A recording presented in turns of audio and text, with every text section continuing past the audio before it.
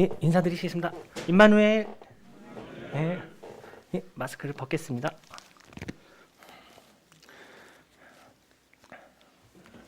네, 지난 시간에 그 노트북 때문에 문제가 있어가지고 노심초사하면서 준비를 했었는데 다행히 잘 나오는 것 같습니다. 예, 그럼 말씀 시작하겠습니다. 그 제목은 교회 성장의 중심, 가정이라는 제목으로 시작하겠습니다.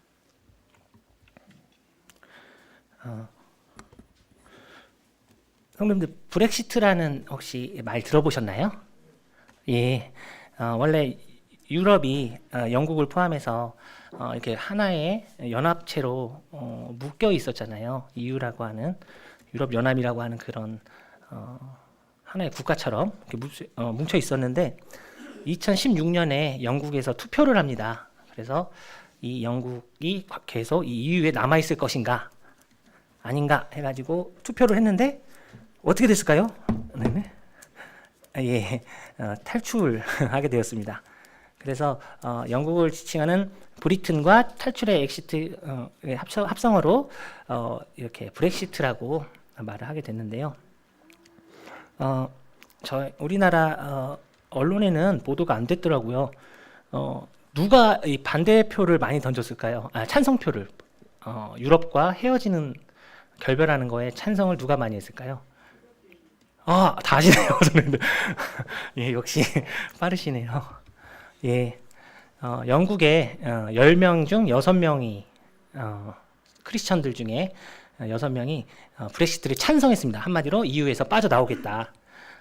그렇게 해서 결과적으로 EU로부터 분리가 되게 되었습니다. 그리고 올해부터 실제적으로 이제 그것이 진행이 되는 걸로 알고 있습니다.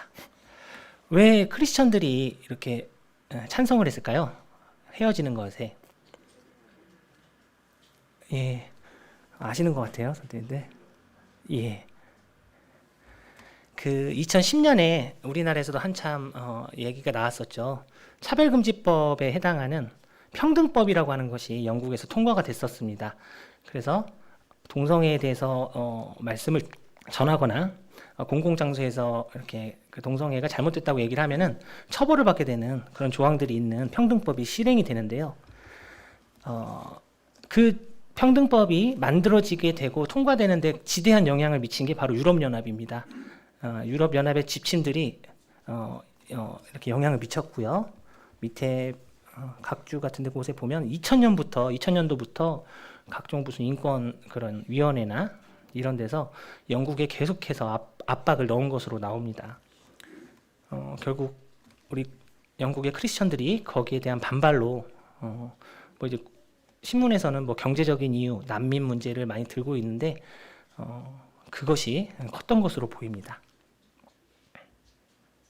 그래서 유럽연합으로부터 떨어지게 되었죠. 우리나라는 어떨까요? 우리나라도 비슷합니다. 우리나라는 어디로부터 영향을 많이 받을까요? 예, 유엔으로부터. 맞습니다. 2007년부터 유엔이 계속해서 포괄적 차별금지법을 제정하라고 압박을 해오고 있습니다. 우리 정신과에 같은 경우는 2017년에 정신과 환우들에 대한 그런 인권 개선이 됐어요. 그런 부분은 이제 좋은 점이라고 할 수 있겠지만 문제는 이 포괄적 차별금지법이 통과되도록 유엔에서 계속해서 우리나라를 압박하고 있는 상황입니다. 이 이야기를 드린 이유가 있는데요. 전에 몇 개월 전에 얘기를 잠깐 드렸던 기억이 나는데 1968년에 68 운동이라고 해가지고 68 혁명이라고 해가지고 프랑스를 중심으로 기존 질서에 저항한다는 그런 혁명이 일어납니다. 그래서 여성 인권 운동, 그리고 동성애 인정 운동, 그리고 성해방 운동 이런 것들을 중심으로 해서 이 68 혁명이 진행되고 또 거기에 수많은 연예인들이 비틀즈를 포함한 많은 연예인들이 거기에 합세를 해서 이 68 혁명이 각 유럽 국가들에게 지대한 영향을 미치게 됩니다. 그때 보여드렸던 통계인데요. 유럽의 기독교인들입니다. 파란색은 개신교, 빨간색은 카톨릭인데 그 6.8 혁명이 일어났던 기준을 중심으로 교회 참석률이거든요. 또 자신이 기독교인이라고 얘기하는 사람들, 밝히는 사람들의 숫자가 엄청난 속도로 이렇게 감소하게 됩니다. 그와 반대로 미혼모입니다. 미혼모가 증가하는 율인데요. 프랑스는 50%가 넘습니다. 2명 중에 1명 이상이 미혼모에게서 태어난 아이입니다. 프랑스는 출산율이 좋은데 그에 반해서 이런 문제가 있고요. 영국도 만만치 않습니다. 50%에 육박합니다. 2명 중에 1명은 아버지 없이 자라는 거죠. 가정이 붕괴되어 버렸습니다. 이 6.8 혁명이 어떻게 크리스천 가정들을 무너뜨렸는지에 대한 책이 있더라고요. 제목이 The Death of Christian Britain이라고 해서 영국 기독교의 죽음이라는 책입니다. 보고서에 가까운 책인데요. 우리나라에서도 이 책에 대해서 이렇게 크리스천 투데이라고 하는 기독교 신문에서 얘기를 했더라고요. 한마디로 이 책에서 말하고 하는 것을 한마디로 요약하면 성이 쇠퇴하면서 영국의 기독교가 전체적으로 붕괴되었다라고 얘기를 합니다. 이게 무슨 뜻일까요? 가정의 최후의 보루가 어머니가 많을까요? 아버지가 많을까요? 가정을 끝까지 지키는 분이 남자가 많을까요? 여자가 많을까요? 제 잠깐 간증을 하면 예를 들려고 한 것이기 때문에 이해해 주십시오. 제가 자매랑 결혼하기 전에 이제 주님의 분별 기도했을 때 자매님이랑 제가 결혼하는 게 뜻이 아닌가 보다 해가지고 선을 봤어요. 선을 한 2, 3년에 걸쳐서 4번 정도 봤는데 다 차였는데 이제 만나면은 얘기를 하잖아요. 부모님에 대해서 당연히 얘기를 해야죠. 양가 부모님에 대해서 얘기를 하는데 그 4분을 만났는데 놀랍게도 3분이 아버님에 대해서 얘기하기를 꺼려하고 눈물을 흘리시더라고요. 얘기를 하면서. 그러면서 그 아버님들이 행했던 핍박, 폭력, 그리고 억압, 강압, 그리고 그런 양육비를 대지 않는 그런 문제들로 인해서 얼마나 고통스러웠는지 그런 얘기를 하면서 결국 이 가정을 지키고 자신과 자기 동생들을 교회 안에서 주님 안에서 자라게 한 건 우리 어머니였다. 그거를 4명 중에 3명이 그렇게 얘기를 하시더라고요. 그래서 속으로는 윗지방 장난 아니구나 이렇게 생각했는데 그게 아니고요. 제가 느낀 거는 결국에는 그 모임에서 교회에서 가정을 끝까지 지키는 것이 어머님들이라는 겁니다. 자매님들이라는 건데 이것이 붕괴되어 버렸습니다. 영국은 결국에는 자매님들이 이 성해방 운동으로 자유로운 성행위를 하게 되고 그런 것을 즐기게 되고 여성 인권 운동이라는 이름으로 틀린 말은 아니죠. 왜 여자가 참아야 되냐? 여자의 인생도 중요하다. 가정을 위해서 참는 것은 바보 같은 일이다. 이런 것들이 이제 페미니즘의 주요 골자인데 내 인생을 찾아야 된다는 골자인데 그것이 그 세상의 그런 기준이 우리 교회 안으로 들어와 버렸다는 거죠. 그래서 가정이 붕괴되면서 결국에는 120년간 영국 기독교를 지탱해왔던 그 여성들, 우리 자매님들의 그 인내와 헌신이 이렇게 붕괴되면서 영국 기독교가 망하게 되었다. 이 책의 주제가 그겁니다. 참 존경스러울 때가 있어요. 우리 자매님들이 남편의 도움 없이 같이 가정을 꾸리지 않고 혼자서 그것도 자녀들을 모임 안에서 굳세게 이렇게 키우기 위해서 얼마나 큰 인내와 한계를 초월하는 인내와 헌신과 사랑이 있었을까. 제가 저희 장모님을 존경하는 부분도 그 부분인데 그런 것들을 생각을 좀 해봤습니다. 이런 세상의 기준이 교회 안으로 들어와 버렸고 그것이 이렇게 영향을 미치는 걸 보면서 야곱이 생각이 났습니다. 야곱의 가정인데요. 말씀 한번 읽어보겠습니다. 제가 한번 읽어보겠습니다. 창세기 34장 25절에서 27절입니다.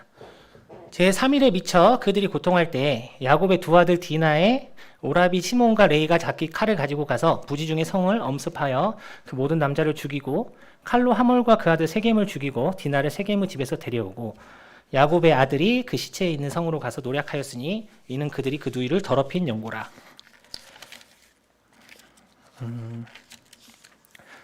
어떤 내용인지 아시죠? 네, 야곱이 이제 원래 하나님과 약속했잖아요. 라반에게 가면서 하나님과 약속을 했습니다.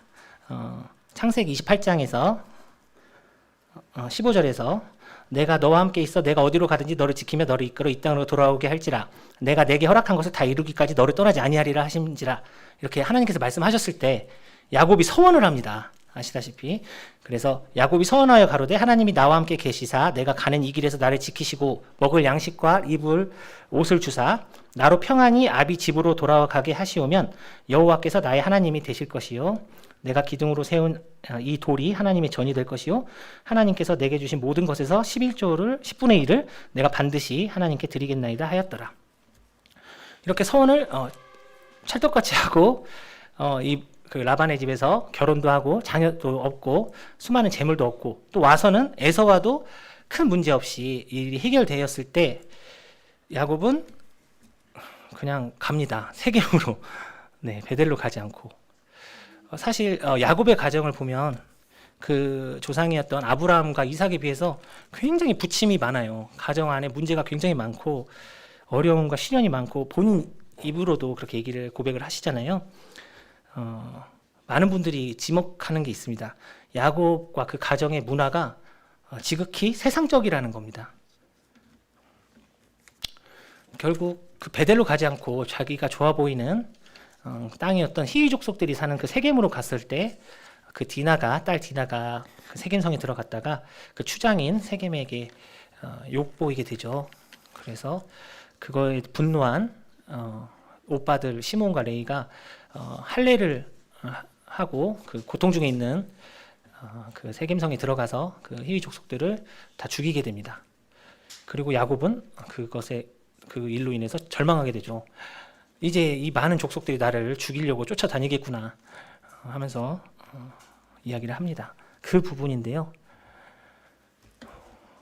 왜 야곱은 이렇게 세상적인 것에 휘둘렸을까요? 그런 생각을 좀 해봤습니다. 세상적인 것과 영적인 것 어떤 차이가 있을까요, 선생님들? 세상적인 것은 바로 가치 기준을 세상에 둔다고 얘기를 합니다. 기준이 세상이 돼버리면 좋은 차를 샀어요.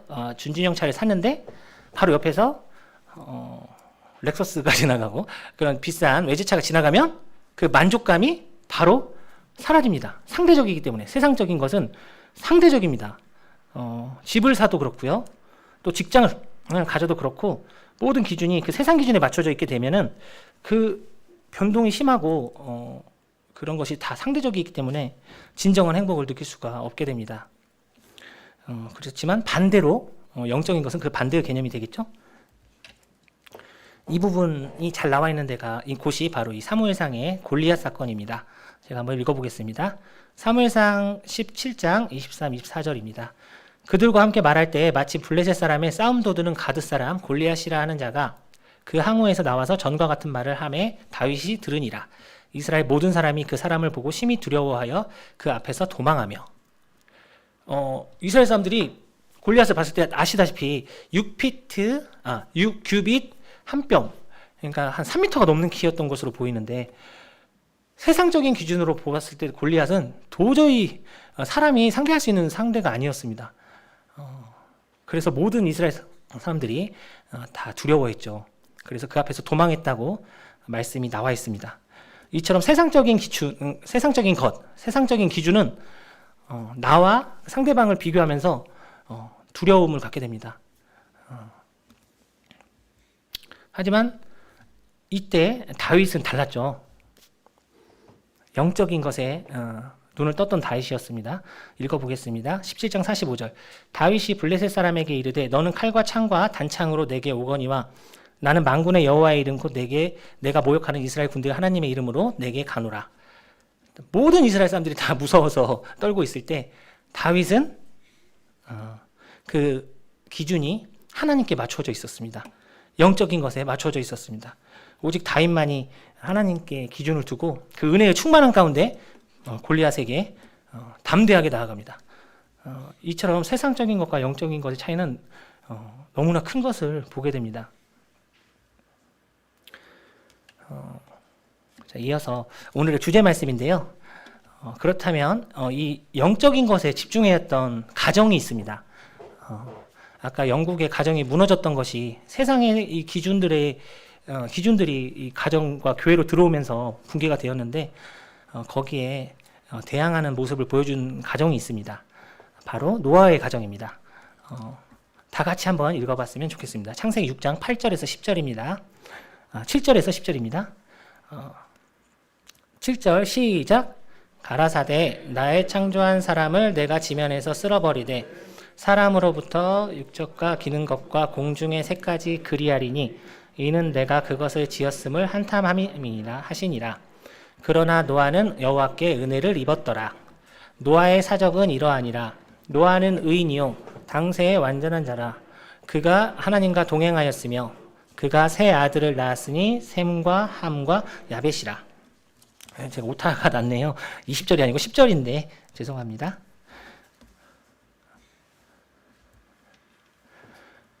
노아의 가정에 특징이 있습니다.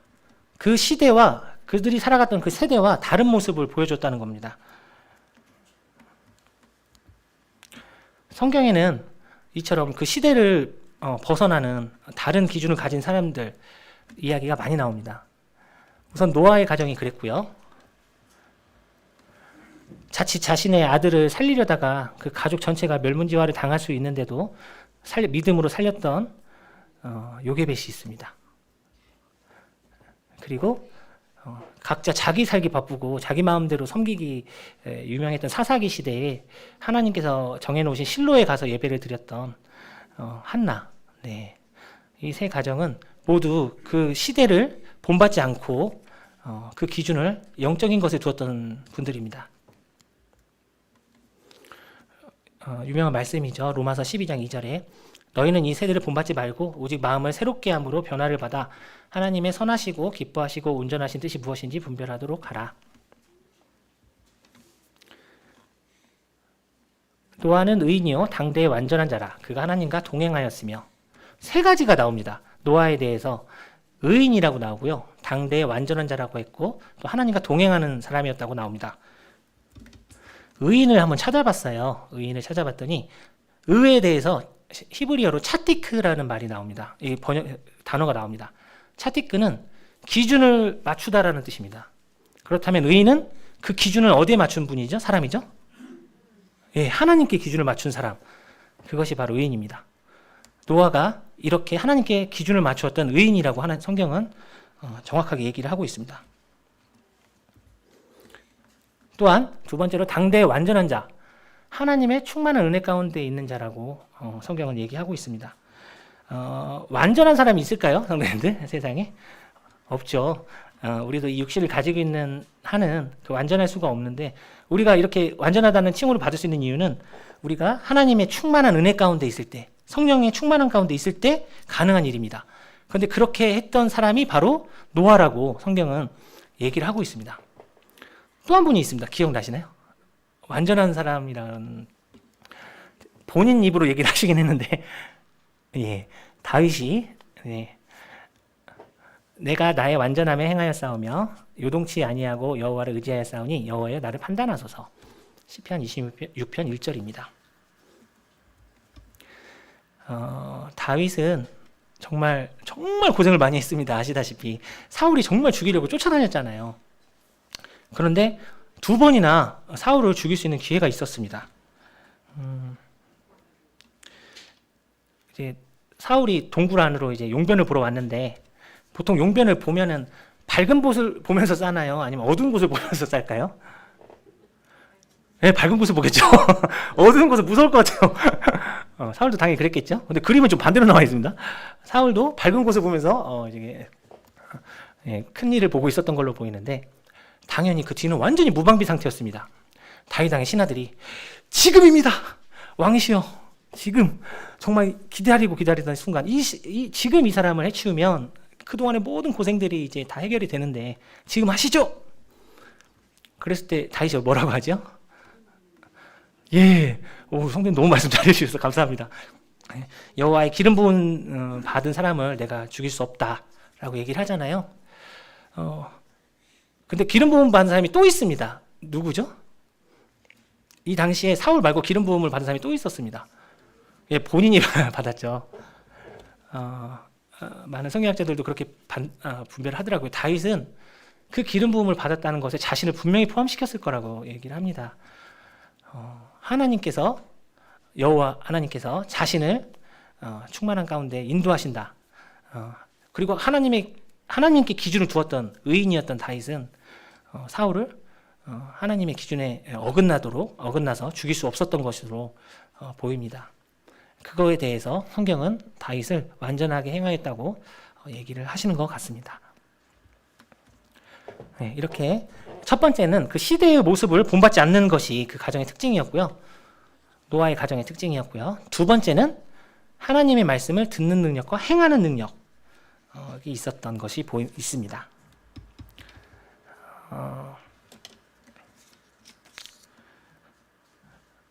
읽어보겠습니다. 창세기 6장 13, 14절 제가 읽겠습니다. 하나님이 노아에게 이르시되 모든 혈육 있는 자의 강포가 땅에 가득함으로 그 끝날이 내 앞에 이르렀으니 내가 그들을 땅과 함께 멸하리라. 너는 잣나무로 너를 위하여 방주를 짓되 그 안에 간들을 막고 역청으로 그 안팎에 칠하라. 창세기 6장 13, 14절. 또한 창세기 6장 22절에는 또 이렇게 나옵니다. 노아가 그와 같이 하되 하나님이 자기에게 명하신 대로 다 준행하였더라. 몇 년간 짓죠, 방주를요? 예, 120년간 짓습니다. 상상이 안 돼요. 지금처럼 복지제도가 있었던 것도 아닐 것 같고, 뭐, 방주를 짓다 보면은 어떻게 먹고 살았는지, 일은 어떻게 했는지, 이것이 가능했던 것은 아시다시피, 노아가 모든 우선순위를 가장 중요한 것을 하나님의 일에 두었기에 이것이 가능했던 것으로 보입니다. 노아의 가정의 특징이었던 하나님의 말씀을 듣는 능력 플러스 행하는 능력이 있었던 이유는 그가 이 모든 일의 우선순위를 하나님께 두었기 때문에 그의 기준이 하나님께 맞춰져 있었고 그에 따라서 그의 우선순위도 하나님의 일이 먼저였던 것으로 보입니다. 120년간을 짓는다는 게 성경에서는 그래서 그 부분에 대해서 히브리서에서 이렇게 얘기하더라고요. 11장 7절입니다. 믿음으로 노아는 아직 보이지 않는 일에 경고하심을 받아 경외함으로 방주를 준비하여. 성경에서 히브리서에서 이 성경은 이 방주를 짓는 것을 믿음의 일이라고 얘기를 합니다.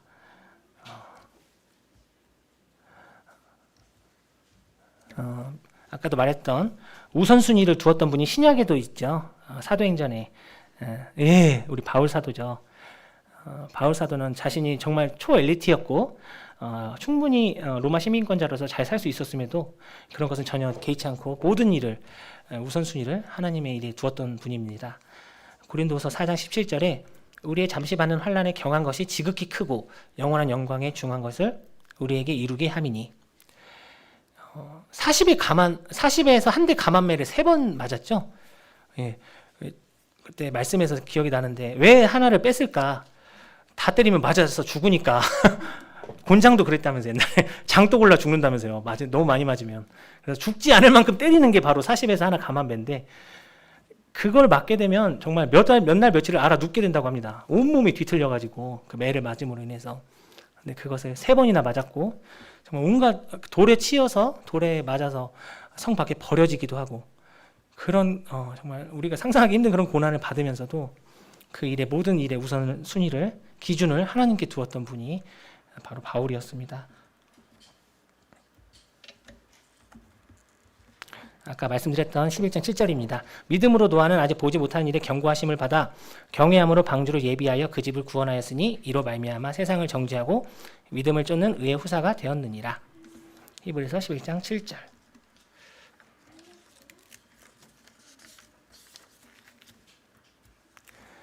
히브리서에 보면 믿음의 사람들이 나오죠. 예, 아까 말씀드렸던 믿음의 일을 했던 분들입니다. 노아 120년간 온 가족이 함께 그 하나님이 명하신 방주를 만들었던 것을 믿음의 일이라고 하셨고 또 아브라함이 갈 바를 알지 못하면서 하나님께서 가라고 하셨을 때 바로 출발했던 그 아브라함이 그것이 바로 믿음의 일이었다고 말씀하고 계시고, 요셉이 자신이 죽고 난 다음에 그 해골을 자신의 조상들의 묘로 옮겨달라고 했던 그 말, 아직 일어나지도 않은 일이었지만 그것이 바로 믿음의 일이었다고, 또 이외에도 수많은 믿음의 일들을 하나님께서 히브리서에서 말씀을 하고 있습니다.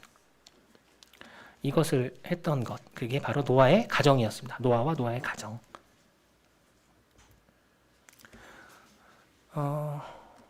영국의 붕괴되는 가정을 보면서 아까도 말했다시피 유럽연합, UN, 우리 개인이 거스르기에는 정말 너무나 거대한 단체이고 이 세상을 쥐락펴락하는 단체이고, 그런 단체들에서 만들어내는 기준, 세상의 기준과 이런 것들이 우리 안에, 우리 교회 안에도 들어올 것이 걱정이 되는데, 가정 안에서도 그것을 이겨낼 수 있는 방법을 성경에서는 노아를 통해서 보여주고 계십니다. 첫 번째는 시대와 다른 모습을 가졌다. 그것이 가능했던 것은 노아가 차티크, 자신의 기준을 하나님께 두었기 때문에 그것이 가능했다라고 얘기를 하시고요. 두 번째는 하나님의 말씀을 듣는 능력과 행하는 능력이 있었고, 그것이 가능했던 것은 노아가 일의 우선순위를, 기준과 함께 그 우선순위를 하나님의 일에 두었기 때문에 가능했다라고 성경은 말씀하고 있습니다. 야곱 얘기를 한번 이제 마무리 한번 조금 더 보고 싶습니다. 아까 이어서 볼게요. 창세기 35장 1절에서 3절입니다. 다 같이 한번 읽어보겠습니다. 1절부터 3절 시작. 하나님이 야곱에게 이르시되 일어나 베델로 올라가서 거기 거하며 내가 내 형 에서의 낯을 피하여 도망하던 때에 내게 나타났던 하나님께 거기서 단을 쌓으라 하신지라. 야곱이 이에 자기 집 사람과 자기와 함께한 모든 자에게 이르되 너희 중에 이방 신상을 버리고 자신을 정결케 하고 의복을 바꾸라. 우리가 일어나 베델로 올라가자. 나의 환난 날에 너희가 응답하시며 나의 가는 길에서 나와 함께 하신 하나님께 내가 거기서 단을 쌓으려 하노라 하매. 예, 단에서 우리 형제님께서 말씀해 주셨지만 한 번 더 보기를 원합니다. 특이하죠. 하나님께서 야곱에게 일어나 베델로 올라가라고 하십니다. 지금 죽게 생겼는데 조폭을 제가 만약에 조폭을 건드렸다, 조직폭력배의 단원을 제가 만약에 상하게 했다, 저는 바로 제주도로 도망갈 것 같습니다.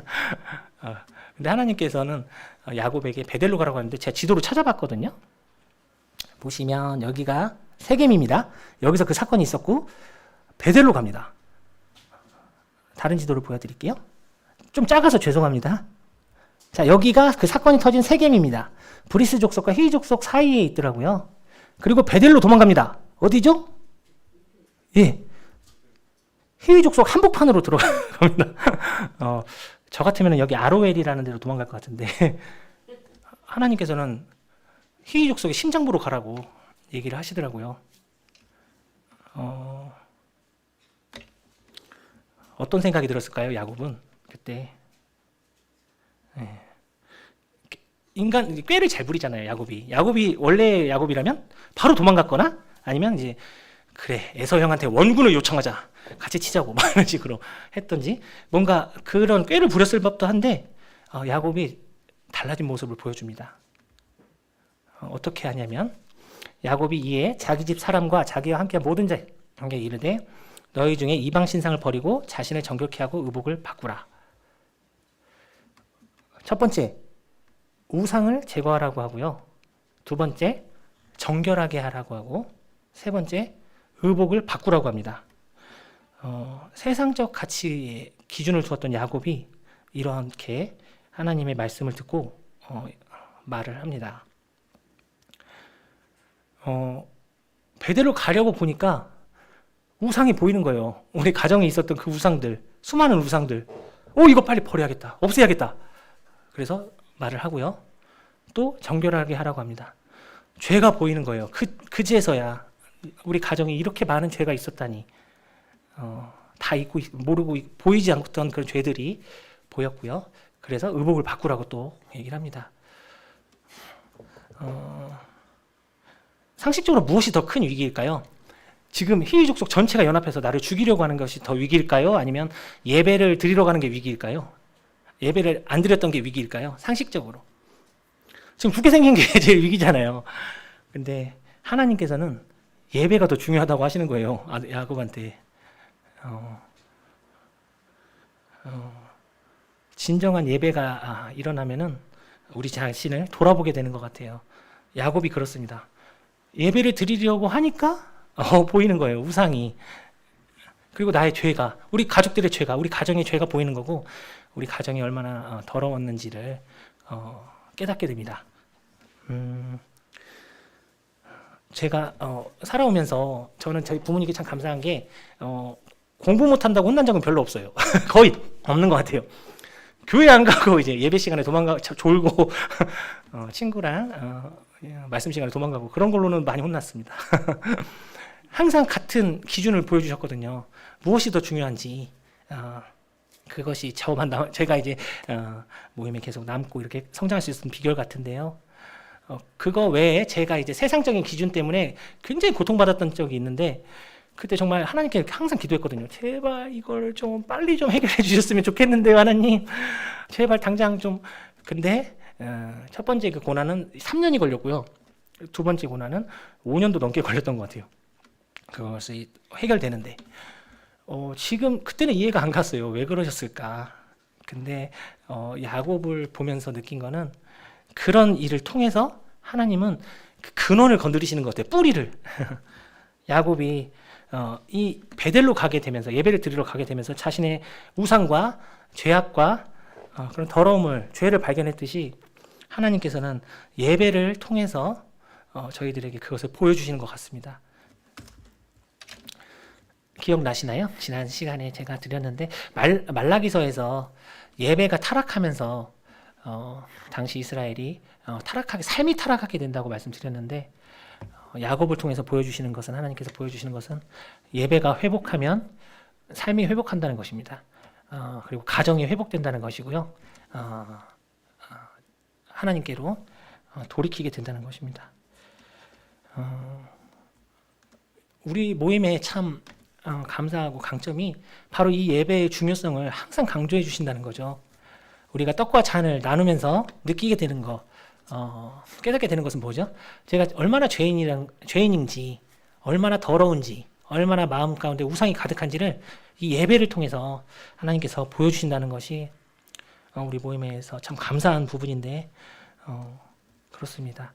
우리 가정이 회복되게 하기 위해서 우리가 해야 될 것, 기준을 하나님께 맞추고 우리의 우선순위를 하나님께 두고 그리고 가정이 함께 하나님 앞에 예배하면서 우리를 돌이키는 겁니다.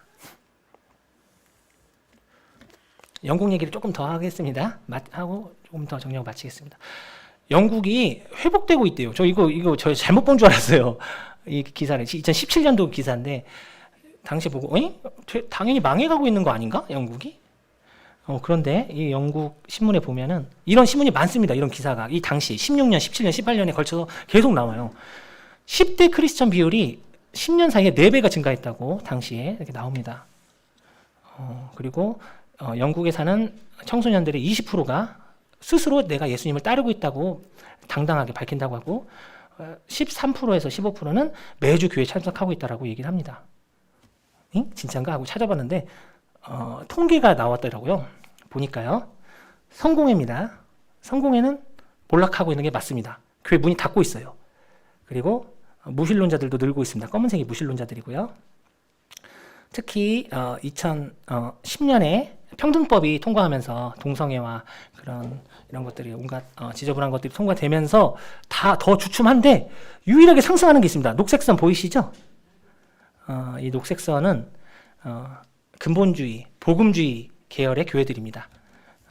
이 교회들의 특징은 가정에 있습니다. 가정의 회복에 중점을 뒀던 교회들이 바로 우리와 같은 근본주의 교회들, 복음주의 교회들인데 모든 교회들이 다 소멸해 가는 과정에 그 교회들만 계속해서 성장해 갔다는 것을 보이고 이 10대 아이들도 거기에 속하는 아이들인 것으로 보입니다. 또 성공회 내에서도 그 영국의 국교가 성공회라고 하는데요. 그 성공회도 3개로 나뉘더라고요. 카톨릭적인 성공회, 자유주의 신학에 가까운 성공회, 그다음에 근본주의, 복음주의 계열의 성공회가 있는데 유일하게 늘어나는 곳이 성공회 중에서도 근본주의, 복음주의 계열의 성공회만 늘어나고 있다고 합니다. 그 이유는 가족들이 교회 다녀서 가정이 회복된 것이죠. 제가 또 찾아보니까요, 영국이 68혁명이 1968년에 일어나면서 가정이 붕괴되는데 그때 영국은 가정교회 운동을 시작합니다. 지금 집계는 잡히지 않는데 우리 모임의 시작처럼 각 가정교회가 계속 늘어나고 있대요. 지금도 영국뿐만 아니고 유럽에서도 지금 이 순간에도 특히 코로나로 인해서 많은 청소년들이 이런 이 성경에 눈을 뜨고 있고 거기에 또 맞춰서 가정교회가 늘어나고 있다고 합니다. 영국은 참 많은 것을 저희들한테 보여주는 곳 같아요. 우리 모임의 시작이 북아일랜드 영국이었잖아요. 그리고 큰 대부흥도 두 번이나 겪었던 나라고, 또 1, 2차 세계대전으로 나라가 쫄딱 망했다가 다시 일어난 것도 영국, 그리고 68혁명으로 가정이 붕괴되었으면서도 다시 이렇게 이겨내고 나오는, 또 평등법으로 또 직격탄을 맞았음에도 브렉시트를 통과시키는 영국, 참 대단한 것 같은데 그 중심이 가정에 있다는 겁니다. 영국의 가정이 회복되면서 이 일들이 다 가능했다는 거죠. 예. 네, 하나만 더 말씀드리고 마치겠습니다. 영끌 B2 들어보셨나요? 저희 병원에 식사 시간에 보면은 옆에 이제 계장님 주임이 왔는데 계속 주식 얘기를 얼마를 벌었다, 얼마를 했다, 또 다음 날은 비트코인 얘기를 계속, 어이구, 저도 막 솔깃해요. 돈을 계속 내면서 금리가 떨어지고 더 이상 예금으로 뭐 돈을 벌기가 어렵고 지금은 이제 주식을 해야 된다, 뭐 더 그레이트 리셋이 오기 전에 마지막 돈 벌 기회다 하면서 막 주식 얘기, 비트코인 얘기를 계속 하는데 그 얘기를 하려고 한 건 아니고요. 지금 이게 저희만 그런 게 아니고 지금 저희 청년 세대들은 다 여기에 관심이 많더라고요. 그런데 더 중요한 게 있더라고요. 미전도 종족이 있잖아요. 전 세계에 아직 복음을 들어보지 못한 종족 몇 개나 남았을까요? 선생님들, 제가 찾아봤거든요. 보니까요, FTT라고 해서 남은 과업 성취 운동 본부라고 미 전도 종족을 중심으로 복음을 전하는 단체가 있습니다. 전 세계가 연합해서 우리나라에서도 많이 거기에 헌신하고 있는데요. 지난 20년간 3,200개의 미전도 종족을 복음을 전해서 전했다고 합니다. 그래서 복음의 씨앗을 심었다고 해요. 그리고 현재 남은 것은 현재 2020년입니다. 이 신문 기사는 220에서 230여 개 종족만 남았답니다. 숫자 계산 한번 해볼게요. 3,200 나누기 20 한번 해보실래요? 160이죠. 맞죠? 근데 1년에 20년간 3,200개니까 1년에 160개 정도의 미전도 종족을 전도 종족을 복음을 전했다는 건데 1년에 160개인데 지금 남은 게 몇 개라고요? 220개에서 230개밖에 안 된다. 1년 반이면 다 전할 수가 있는 거죠. 모르겠습니다. 이런 말을 하는 게 조심스럽고 하지만은 코로나 사태로 우선은 선교가 많이 막혀 있는 상태이긴 합니다. 이 모든 걸 하시는 게 하나님이시고 성령님의 역사가 있는 것이 있어야만 가능한데 얼마 안 남은 건 사실 같아요. 이 천국 복음이 모든 민족에게 증거되기 위하여 온 세상에 전파되리니 그제야 끝이 오리라. 우리에게 남은 시간이 얼마 없는 것 같아요. 우리가 이 얼마 안 남은 시간을 무엇을 위해 헌신해야 될까? 가정을 지키고 우리의 기준을 하나님께 맞추고 우리의 우선순위를 하나님의 일에 두고 그리고 우리 하나님께 나아가야 되는 것이 아닌가 하는 생각을 해봅니다. 예배를 회복하면서 영혼까지 끌어모아서 빚내서 그런 것에 세상 물질에 세상 기준에 만족함이 없는 세상에 투자하는 게 아니고 우리 성도님들과 저는 우리 주님을 위해서 그것을 써야 되지 않을까 하는 생각을 해보았습니다. 이제 마칠 건데요. 제가 한번 읽어보겠습니다. 우리가 주님께서 나타나시기를 기다리면서 반드시 배워야 할 중요한 교훈이 있다. 언제 주님이 오실지는 중요한 것이 아니다. 중요한 것은 우리가 기다리는 동안 주님과 동행하는 것이다. 오스왈드 챔버스라고 하는 그 주님은 나의 최고봉을 쓰신 분인데 우리 형제교회도 그렇고 세대주의 또 근본주의의 약점이라고 할까요? 단점이라고 할까요? 문자에 성경 말씀을 워낙 중요시하고 성경 말씀의 해석과 분별에 중요시하다 보니까 하나님이 아니고 하나님이 말씀하신 그 문자에 집착을 하는 수가 있다고 이 오살드 챔버스나 에이든 토저 목사나 또 아더핑크 같은 분은 조심해야 된다고. 그 부분은 우리가 집중해야 될 분은 하나님이시지 하나님이 말씀하신 그 문자 자체가 아니다. 그래서 우리가 뭐 요한계시록을 해석하고 이런 것들에 중요한 것도 있지만 정말 중요한 것은 주님과 동행하는 것이고 주님과 함께하는 것이고 우리의 기준을 주님께 맞추는 거라고 이렇게 얘기를 하고 있습니다.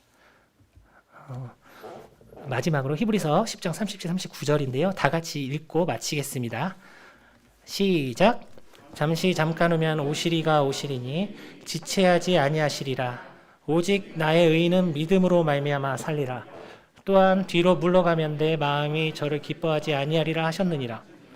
우리는 뒤로 물러가 침륜에 빠질 자가 아니요 오직 영혼을 구원함에 이르는 믿음을 가진 자니라. 이상 마치겠습니다.